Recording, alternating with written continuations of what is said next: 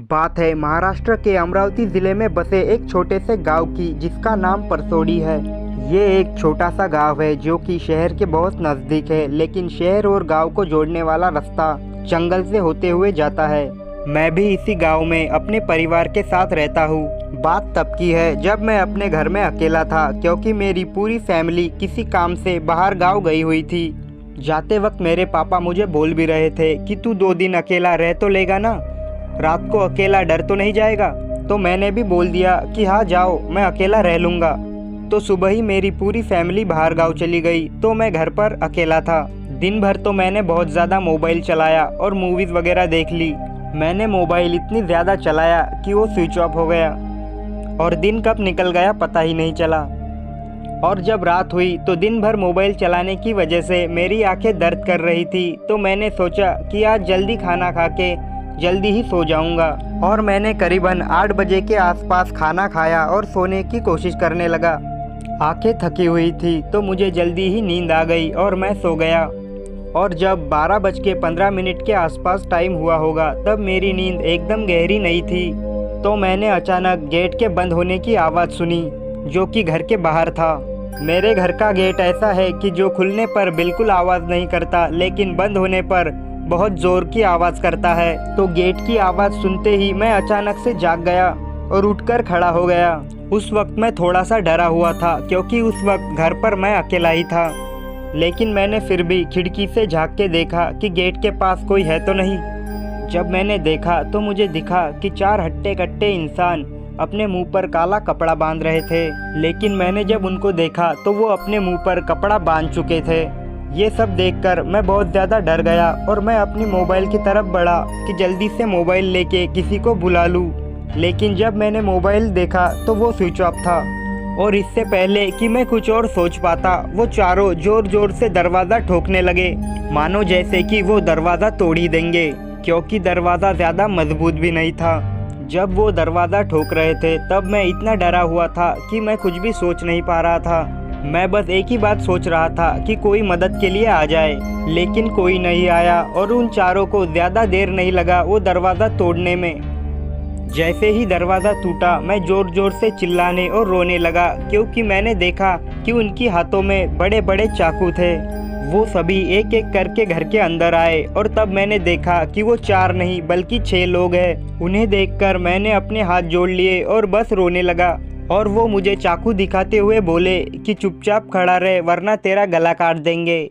उनमें से 2 आदमी अंदर के कमरे में चले गए और पूरा सामान यहाँ वहाँ फेंकने लगे, जैसे कि कुछ ढूंढ रहे हो। बात तो साफ थी कि ये सब चोर है और लूटपाट करने आए हैं।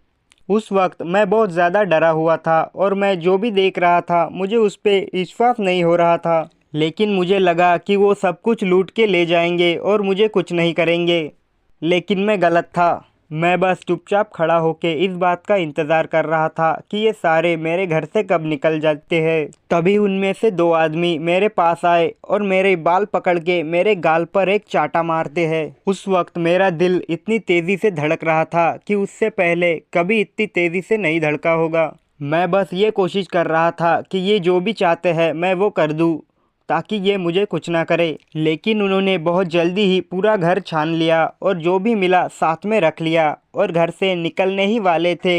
लेकिन उनमें से एक आदमी जो कि सबसे पहले अंदर के कमरे में गया था, उसने हाथ में एक चाकू लिया और मेरी तरफ बढ़ने लगा। उसे देख के मैं बहुत ज़्यादा डर गया और कोने में जाके हाथ जोड़ के खड़ा हो गया, क्योंकि भागने के लिए दूसरा रास्ता नहीं था। वो मेरे नज़दीक आ गया और मैं बस हाथ जोड़ के रोने लगा। अब आप इमेजिन कर सकते हैं कि एक 13 साल का बच्चा जो कि घर में अकेला है, उसके घर में 6 लोग घुस आते हैं और एक तो उसके सामने चाकू लेके खड़ा हो जाता है। अब उसके दिल पे क्या बीत रही होगी। और उस इंसान ने चाकू से मेरे ऊपर हमला कर दिया। उसने चाकू ऐसे घुमाया कि जैसे मेरे चेहरे पर वार करना चाहता हो, लेकिन चाकू देखते ही मैंने अपने हाथ आगे कर लिए और वो चाकू मेरे हाथों पे लग गया। जैसे ही चाकू मेरे हाथों पे लगा बहुत ज़्यादा खून निकलने लगा और मुझे बहुत दर्द होने लगा। लेकिन मुझे चिंता इस बात की थी कि ये दूसरी बार भी हमला ना कर दे। लेकिन वही हुआ, दूसरी बार उसने और ज़्यादा ताकत से हमला किया और ये वार भी वो मेरे चेहरे पर ही करना चाहता था। लेकिन मैंने फिर से अपने दोनों हाथों से अपने चेहरे का बचाव किया और वो चाकू मेरे हाथों पे लग गया। लेकिन शुक्र है कि उसने दोबारा हमला नहीं किया और वो सारे घर से भाग गए। और मैं घर के जिस कोने में खड़ा था वो कोना पूरा खून से भर गया और मेरा खून बहुत ज़्यादा बहने के कारण मैं चक्कर खा के उधर ही गिर पड़ा। और जब मैंने आंखें खोली तो मैंने देखा कि मैं हॉस्पिटल में हूँ। हैरान कर देने वाली बात तो यह है कि मुझे हॉस्पिटल मेरे किसी पड़ोसी ने नहीं बल्कि मेरे खुद के परिवार ने ही लाया था। जब मैं घर के अंदर बेहोश पड़ा था तो गांव के किसी ने भी ये नहीं सोचा कि ये सुबह से घर के बाहर क्यों नहीं आया और कोई भी देखने नहीं आया। वो तो अच्छा हुआ कि मेरे परिवार वाले 2 दिन के बाद नहीं बल्कि उसी दिन दोपहर को 1 बजे घर आए। इससे हमें समाज का असली चेहरा दिखता है कि अगर मेरे घर वाले टाइम पर नहीं आते तो मेरी मौत हो गई होती।